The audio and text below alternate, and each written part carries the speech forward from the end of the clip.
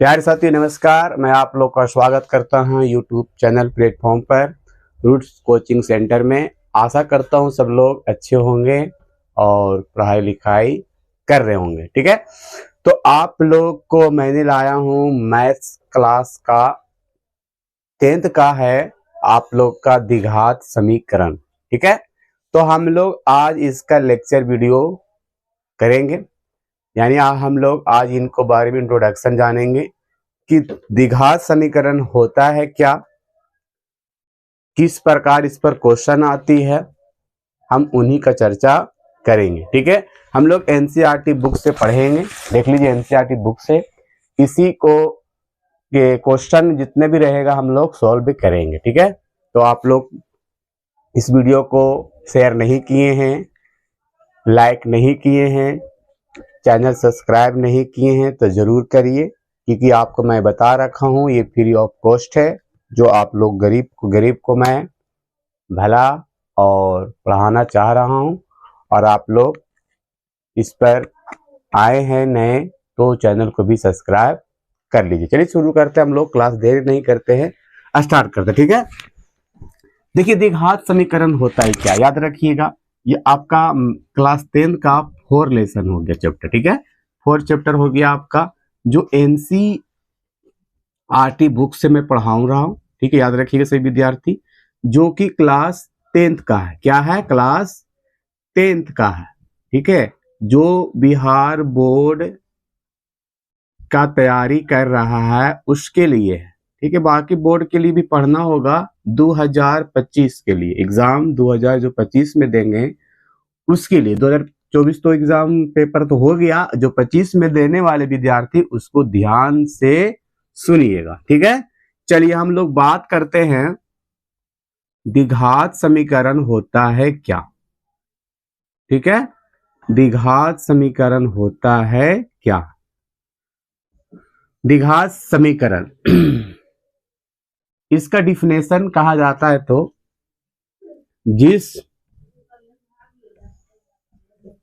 जिसका घात 2 होता है या जिसका शून्यक 2 होता, उसे द्विघात समीकरण कहते हैं। ठीक है, तो जिसका घात 2 हो और जिसका शून्यक 2 होता हो, ठीक है, उसे कहते हैं हम लोग द्विघात समीकरण। ठीक है, याद रखिएगा, जिसका घात हमेशा 2 हो, इसका व्यापक रूप याद रखिएगा, इसका रूप कह सकते या व्यापक रूप भी कह सकते। व्यापक रूप क्या होता है द्विघात का, तो px बराबर लिख सकते हम लोग ax² plus bx plus c होता। ठीक है, याद रखिएगा, इसका जो होती है हमारा व्यापक रूप, देख लीजिए ax² plus bx plus c, जहां a b और c क्या कह सकते हैं हम लोग,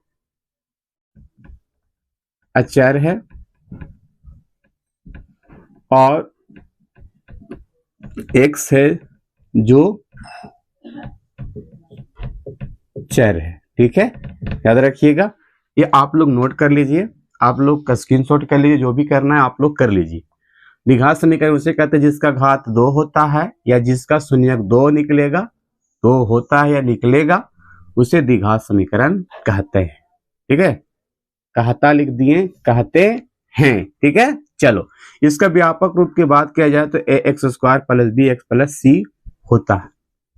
ठीक है, इसको ऑब्जेक्टिव में क्वेश्चन आती है, इसके ऑब्जेक्टिव में क्वेश्चन आती है। ऑब्जेक्टिव में किस प्रकार की आती है देखिएगा, क्वेश्चन देता है ऑब्जेक्टिव में कि द्विघात समीकरण को पहचानिए। क्या कहता है? द्विघात द्विघात समीकरण को या द्विघात समीकरण को पहचान करिए, पहचान करें। ठीक है। अब क्वेश्चन किस प्रकार रहेगा सर, कैसे पहचानिए? ऑब्जेक्टिव में पूछता है हमेशा, याद रखिएगा, 2-3 नंबर का डाल देता है। क्वेश्चन है, आपको मैं दिखा रहा हूं क्वेश्चन को। जैसे कि आपको क्वेश्चन दे दिया, कह रहा है कि जांच कीजिए कि निम्न द्विघात समीकरण कौन है। ठीक है, इसे ऑब्जेक्टिव में पहले सॉल्व कर देता हूं किस प्रकार के पूछता है। जैसे कि दिया है यहाँ पर x+1 के होल स्क्वायर दे दिया आपको, यहाँ पर 2 × x+3 दे दिया। अब इसको बोल रहा है कि द्विघात समीकरण को पहचानिए, द्विघात समीकरण है या नहीं है, देखना है। अब देखो किस प्रकार का हमको इसको सॉल्व करना हो। देखिए यहाँ पर x+1 के होल स्क्वायर बराबर 2 × x-3 है। ये इसको हम लोग सूत्र पर कर सकते हैं, जिसे कहते हैं हम लोग a+b के होल स्क्वायर पर हम लोग इसको तोड़ दें। ठीक है, तो इसको a मान लेते हैं, इसको b, तो a² होता है फॉर्मूला प्लस b² यानी 1 का स्क्वायर, अब प्लस 2ab होता है 2 × a, यानी कि a हो गया x, b हो गया तुम्हारा 1 बराबर। उसी प्रकार यहां से मल्टीपल कर देंगे 2 से x में 2x, 2 से गुना कर देंगे -3 में, यानी कि 3 दूनी 6, ये x² हो जाएगा।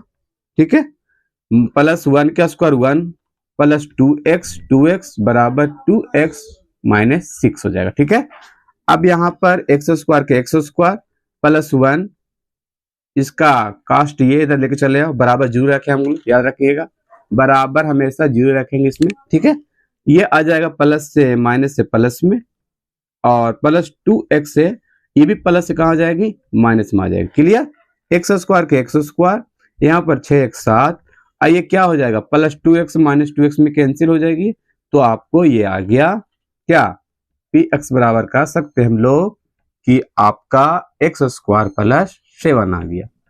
देखिए यहाँ पर दिखाई दे रहा है, ये पूछ रहा है कि ये जो आया है इक्वेशन, ये जो समीकरण आया हमारा, क्या यह द्विघात समीकरण है, यही जांचना है। ठीक है, तो याद रखना, हमेशा ध्यान में रखना कि हमेशा अगर घात 2 दिखाई दे आप लोग को, अगर घात 2 दिखाई दे, डिफिनेशन क्या कर रहा कि घात 2 होता हो या जिसका शून्यक 2 निकलता हो, उसे कहते हैं हम लोग द्विघात समीकरण। देखिए यहाँ पर घात 2 दिखाई दिया, तो यह क्या हो सकता है, या द्विघात समीकरण है, या द्विघात समीकरण है। ठीक है, ये आपको एग्जाम में पूछता है। अब सर इसको हम 2 शून्य कैसे निकालें, तो 2 शून्य भी निकाल सकते। देखिए x² + 7 बराबर मैंने क्या बना, 0 मानना है, क्या मानना है, 0 मानना है। अब x² को x² रख दीजिए, प्लस से कहां चल जाएगा, माइनस में, ये स्क्वायर है कहां चल जाएगा, स्क्वायर से रूट में चला जाएगा, और जब रूट में जाता है तो प्लस माइनस का ऑटोमेटिक चिन्ह आती है, ये सूत्र के अनुसार होती है, तो ये हमेशा क्या हो जाएगा, प्लस में हो जाएगा 1 मान -7 रूट, 1 हो जाएगा आपका माइनस में, इस प्रकार का हो जाएगा क्या, 2 शून्य, 1 हो गया +√7, 1 हो गया -√7, तो 2 शून्य 1 2 शून्य भी रहेगा तो भी द्विघात समीकरण कहलाएगा, और जिसका 2 घात रहेगा वो भी कहलाएगा आपका, जैसे 2 घात ये रहा है आपका, या द्विघात समीकरण कहलाएगा। मैंने पहचानने का तरीका आपको बता दिया हूं, तो इसमें है क्वेश्चन, आप लोग को देख लो, 4.1 बनाइएगा सही विद्यार्थी, 4.1 में यह आपको पहचानने के लिए दिया है, तो आप लोग जरूर बनाइएगा। ठीक है, और इससे क्वेश्चन आती है, एग्जाम बोर्ड में भी आती है, फाइनल एग्जाम में भी पहुंचती है। एग्जाम बोर्ड तो फाइनल एग्जाम होगा। ठीक है, तो आप लोग ध्यान रखिएगा। चलिए।